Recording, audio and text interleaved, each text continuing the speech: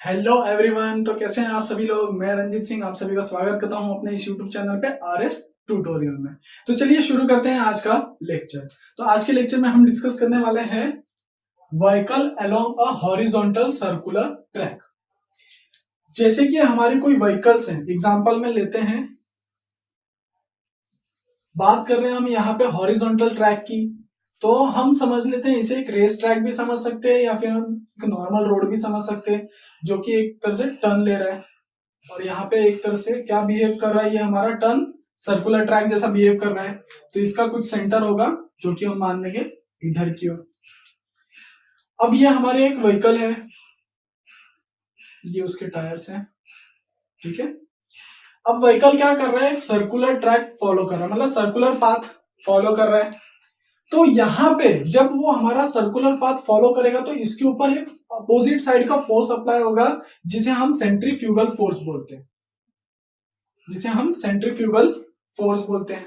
अब अगर इस कार के ऊपर सेंट्रीफ्यूगल फोर्स अप्लाई हो रहा है तो इसका जो मतलब इसका जो पाथ है, इसका जो ट्रैक है वो चेंज क्यों नहीं हो रहा, मीन्स बैलेंस डिस्टर्ब होना चाहिए जिसकी वजह से वो पलट सकती है, गिर सकती है। यहाँ पे वो चीज क्यों नहीं हो रही है, क्योंकि यहाँ पे वो टायर और रोड के बीच में, टायर और रोड के बीच में क्या हो रहा है, एक फ्रिक्शन फोर्स हो रहा है, एक फ्रिक्शन फोर्स।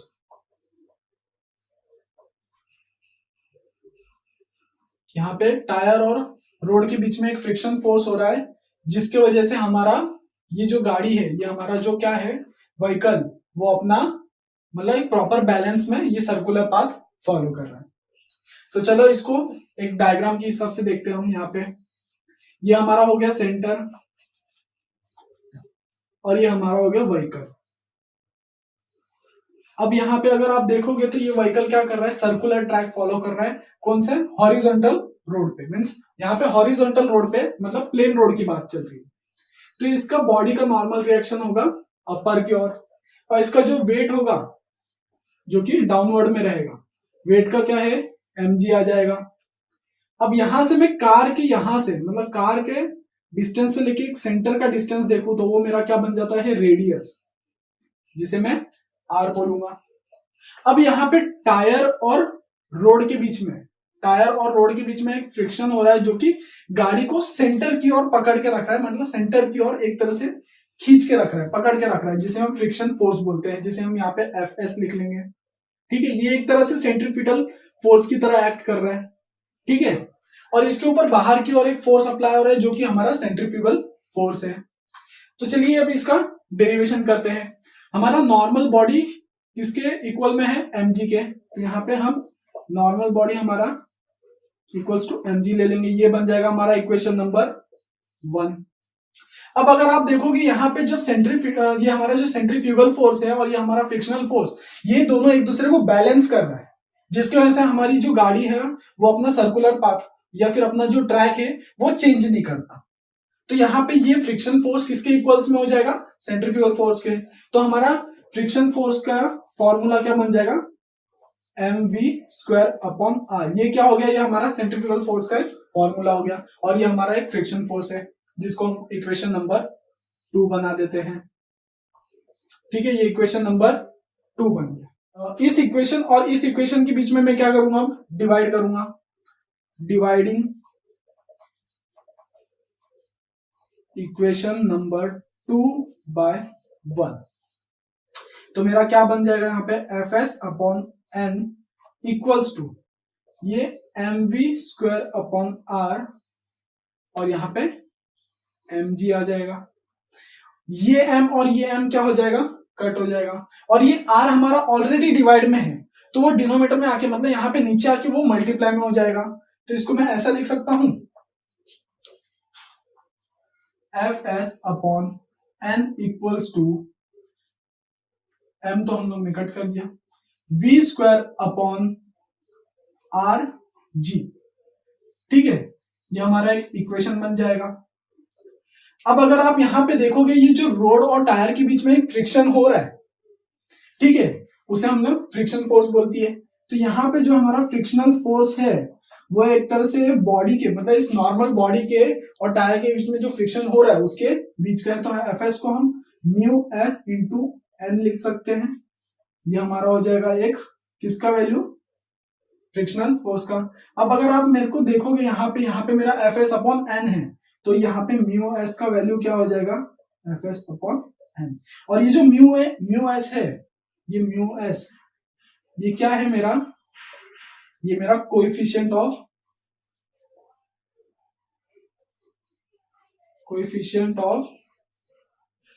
स्टैटिक फ्रिक्शन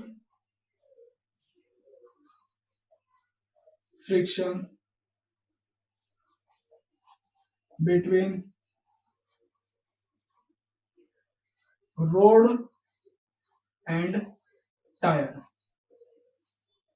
ये हमारा म्यू एस क्या है, हमारा कोएफिशिएंट ऑफ स्टैटिक फ्रिक्शन है, जो कि हमारा रोड और टायर के बीच में हो रहा है। तो मेरा इसका वैल्यू क्या, म्यू एस का वैल्यू क्या बन गया, एफ एस अपॉन एन।